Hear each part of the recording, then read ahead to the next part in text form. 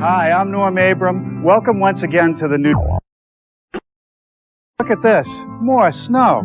This has been the endless winter, but we don't care. We have a nice, warm workshop to work in today. Now, we found a real nifty project at one of our favorite museums, Old Sturbridge Village.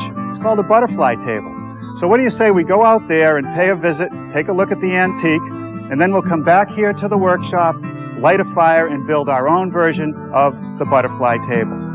Go ahead, snow all you want. Funding is provided by... Welcome to the Common of Old Sturbridge Village, a collection of buildings assembled here in the 1940s to represent a Massachusetts village of a much earlier time, the early 19th century. It's a wonderful place to visit.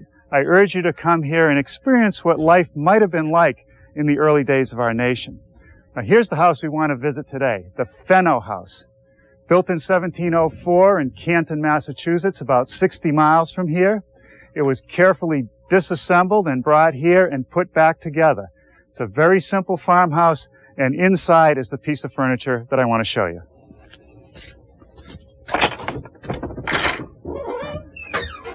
Now, this is not a surprise. A tight hallway would be typical in a house of this era. Now, once you're in the front door, you have a couple choices. You either go left, right, or upstairs. Now, they've set up this house to represent life around 1830, and they imagine a widow and her daughter living here, and they maybe had a renter upstairs.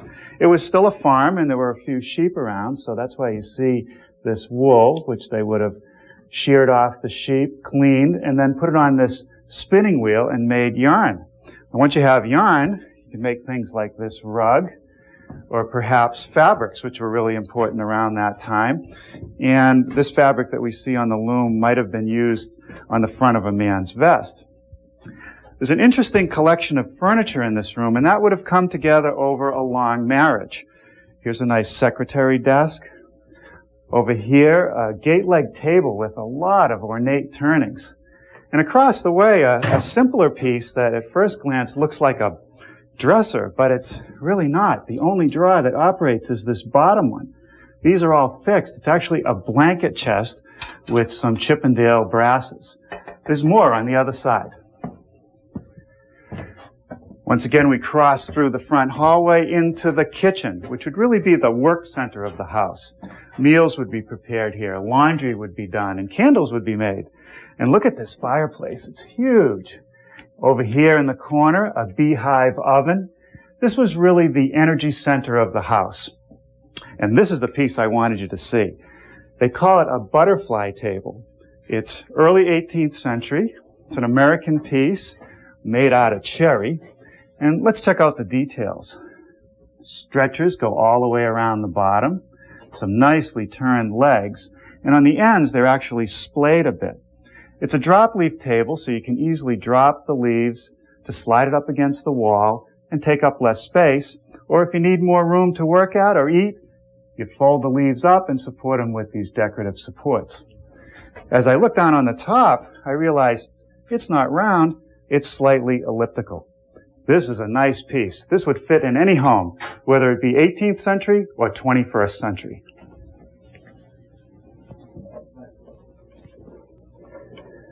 Well, here it is, our version of that antique butterfly table. It's a pretty accurate copy of the antique. Now, I'm not sure if butterfly refers to the leaves or these decorative supports, but I'm sure someone will write into us and let us know. It has some nicely turned legs, stretchers wrap the bottom, rails at the top, and the top is actually an elliptical shape. It's 38 inches this way and 33 inches this way. This is just the kind of piece you might use in a bedroom where you could set a TV on it, or it could be an occasional table anywhere in the house. And if you drop one of these leaves, you can easily slide it up against the wall to take up less space. If you'd like to build your own version of the butterfly table, a measure drawing is available with a materials list, and you'll hear more about that before the program ends. I want to start today with the top, so I've selected some boards. Now, cherry can be tough. You can have wild grain. You can have a lot of color variation from one piece to the other. And occasionally you'll run into wood that has sapwood, or pieces that have sapwood, this white material, and I don't want to see that. So I've arranged these in what I think is the best combination of color and grain, and I want to glue them together. 2 pairs for the leaves, 1 for the center of the table. And you see this joint? This has to be perfect before I can glue it up. To straighten it out, we'll head over to the joiner. Before we use any power tools, let's talk about shop safety. Be sure to read, understand, and follow all the safety rules that come with your power tools. Knowing how to use your power tools properly will greatly reduce the risk of personal injury. And remember this, there is no more important safety rule than to wear these safety glasses. Now, a joiner has a cutter head and 2 tables. This is the in-feed table where I've set the board. When the machine is running, the knives in the cutter head will remove material so that it slides onto the out-feed table and it straightens the board in the process. All right, let's see how we did. Now, that's what we're trying to achieve. Now we can glue it up. Now, we've used a variety of methods in joining the edges of boards together. Sometimes a glue joint, sometimes biscuits. But today I'm just going to use the glue. I have a lot of faith in the strength of the modern glues. And the last thing I want to have happen is a biscuit show when I cut that elliptical shape. When I put the pressure on here, just enough to squeeze the joint tightly together, not squeeze all the glue out of the joint. Well, now it's time to start working on the legs. And what I like to do on a project like this is make a full-scale drawing of the leg with all the details, every diameter, every distance from the bottom. And that becomes my reference over at the lathe. I've mounted a piece of cherry that's 1 3/4 inches square in the lathe. And now I can simply take the template, set it on top of the piece, and then mark where it's going to be square. Right here, right here, and right here. Now, when I do lathe work, I have a full face mask. You don't want that piece coming off and hitting you. Now, this part will be turned square and then turned up to the next square section. I'm going to start with this skew chisel and make the initial cut at the transition, and then I'll round off the area to be turned with a gouge.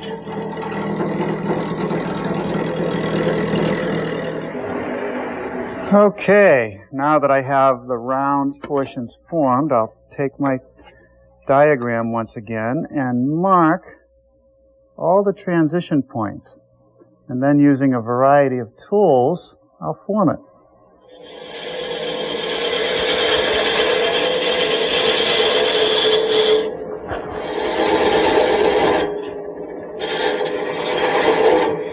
So the whole time I'm keeping my eye on that diagram, and once I think I'm close to the final diameter, take my caliper, set it to the diagram, bring it to the piece, and check it. And I can take a little more off of that.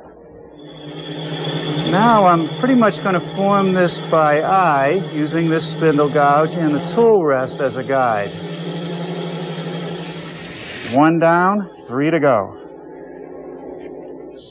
The stretchers and the rails of our butterfly table are connected to the legs with mortise and tenon joinery.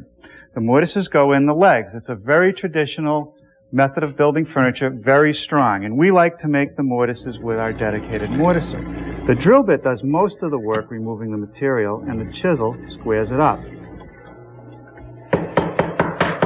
All right, now in just a few seconds, I did something that would take me about 15 minutes with a drill bit and a chisel. Let's take another look at the prototype and see how the legs meet the top and the floor. On the long side of the table, they're at 90 degrees.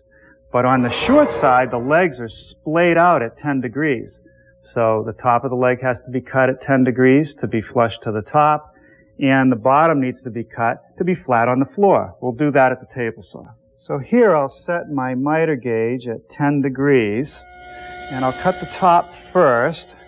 I want to just come to the back corner. Now we'll adjust the stop a little bit shorter and get the end that meets the floor. All right. Let's cut the top rail and the lower stretcher at 10 degrees.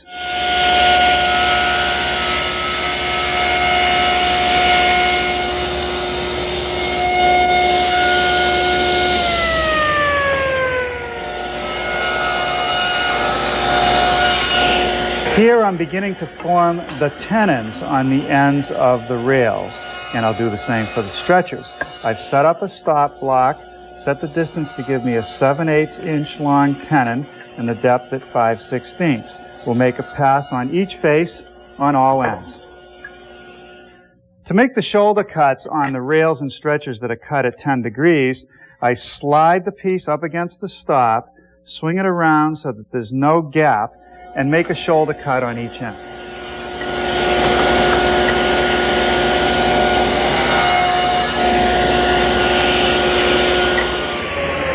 To get the remaining shoulder cut, I have to swing the miter gauge 10 degrees on the other side of 0.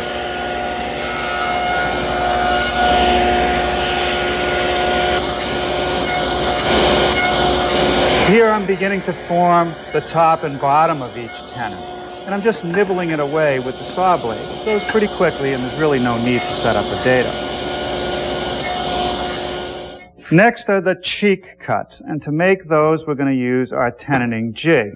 And what it does is it holds the piece securely in a vertical position, and it keeps your hands far away from the blade. Now I want to complete the tenons on the rails and stretchers that have been cut at 10 degrees. So I've laid out the material to be removed, which is 90 degrees to the shoulder. I've set up this guide, and that'll make the shoulder cut at the top and bottom edge. Now I just complete the tenons freehand. All right, let's do a little bit of a dry fit here.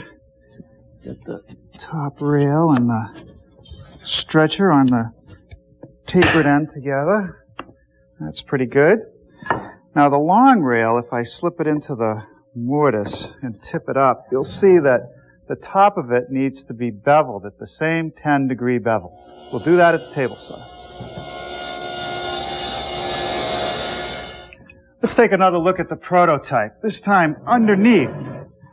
If you look, you can see that the top is secured to the base with some wooden clips that sit in a groove. Now the groove in the end piece is at 90 degrees. The groove in the side has to be at 10 degrees. I want to ease the edges on our stretchers, and now's the time to do it before assembly. And I'm using an 1/8 inch radius roundover bit. Finally, we're ready for a little assembly. I've put some glue in the mortise and some on each tenon. Okay. Now it's always a little difficult to clamp a tapered piece like this. So what I've done is I've cut a couple pieces of plywood at a 10-degree angle so that the clamps can stay straight, and it'll also keep the clamps from marring the surface of the legs. All right, we'll let this sit in the clamps for a couple minutes. There's something I want to do to those long stretchers. Let's tip the prototype up so you can see underneath here. I need a 1/2 inch hole in this stretcher to receive a pin that's in this support piece. If I were to drill the hole 90 degrees to this top surface, the axis of that hole would line up with the center of this rail. I want to kick it out about 3 degrees, so I'll drill the hole at 3 degrees. To drill that hole at 3 degrees, I've taken a scrap and ripped it at a 3-degree angle. I'll set that on the drill press first, then the stretcher, so now it's tipped 3 degrees, and I can drill the hole.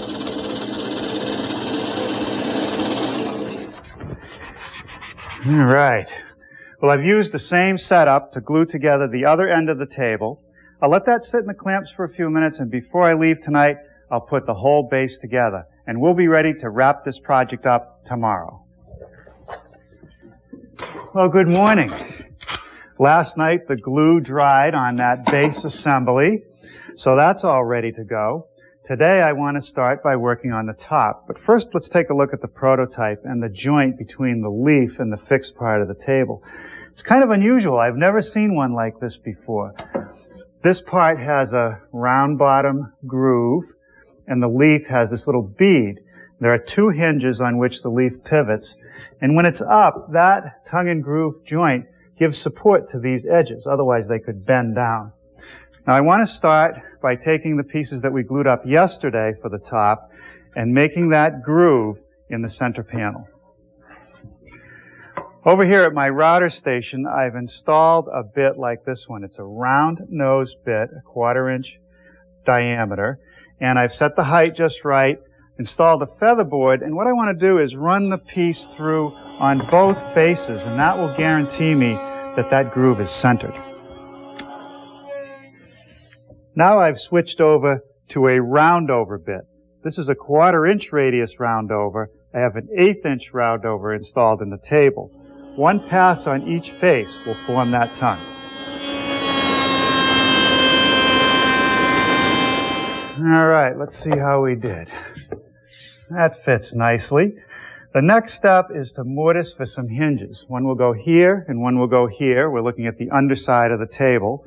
Here's a sample I made up from some scrap of the hinge already mortised in place. It's a drop leaf hinge.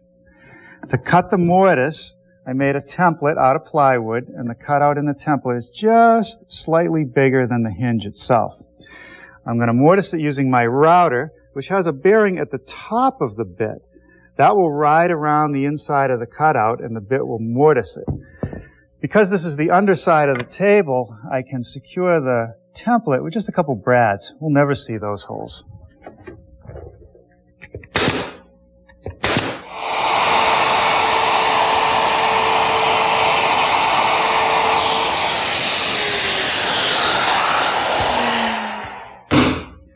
Now I just use a spring-loaded corner chisel to square up the corners.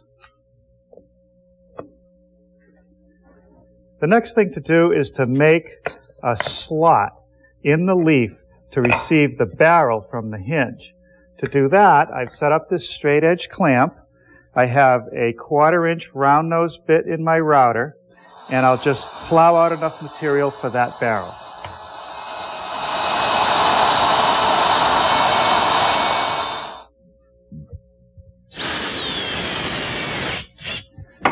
Now the ellipse. First I have to lay it out. So I have two axes, one along the width of the table and one along the length of the table. I've made this marking device that has a pencil on one end, and the distance from the pencil to the first pin is half the narrow side of the ellipse, and the far pin is half the long side of the ellipse. I place those up against these guides, making sure the pins stay in contact as I swing it around.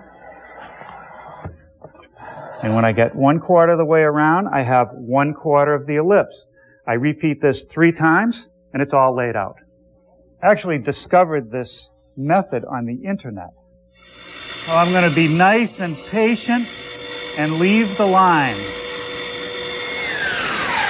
To smooth up the cut left by the bandsaw, I'm using my belt sander, just taking the line away. The first step in treating the edges of the top is to round the top corner with a 1/2 inch radius bit. I'll do it in 2 passes because I'm removing a lot of material. Now I'll treat the bottom edge with a smaller bit. What I'm doing here is laying out one of the 2 supports which will hold up the drop leaves on the table. I took some measurements of the antique and made this template out of 1/4 inch plywood. Now I'll cut it at the bandsaw.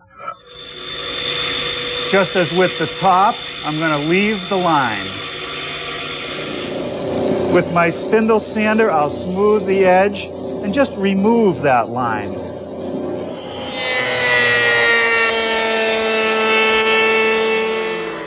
Using a portion of a 1/2 inch roundover bit, I've eased the back edge of the support so it'll clear the rails of the table as it's operated. Now I've switched to a 1/8 inch radius bit to ease the corners on the decorative edge. I need to form a 1/2 inch diameter pin at the bottom of the support to go into that hole we drilled in the rail. I'll make the initial cuts at the bandsaw. Using a saw and a chisel and then some sandpaper, I'll complete that pin. Now I've installed the supports, and I'm going to take a little wedge and hold it away from this rail a bit so it won't hit it as it swings around when the table is fully complete. And take this straight edge, lay it across the top, and mark the cut along the top of the support. That way, the top of the table will sit nice and flat when it's open. I don't know the exact angle of that cut. So what I'm going to do is take my adjustable bevel gauge, set it against the back of the piece, and align it with the pencil mark. Once that is set, I can then set the gauge against the miter gauge for the saw, swing it around until it's parallel to the saw blade, lock it down, and we'll be ready to make the cut. Now I want to drill a hole in the top of the support for a 1/2-inch dowel pin, which will fit into the bottom of the table. I've set my doweling jig square to the back of the support, and I'll drill a hole about 3/4 of an inch deep. Okay, a little bit of glue in that hole we just drilled. Piece of 1/2-inch dowel, tap it in, and then I'll trim it off, leaving about a 1/2 inch stick out. Now I'll use the 1/2-inch bit and just drill down a 1/2 inch deep.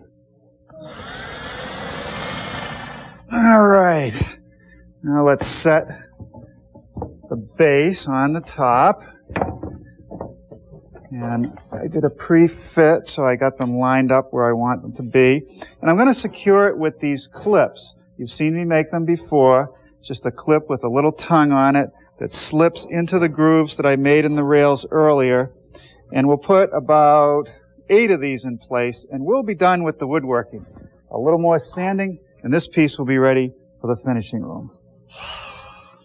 For the finish on our butterfly table, we're going to turn to a formula given to us by Michael Crow, who's the head finisher down at Leonard's Antiques.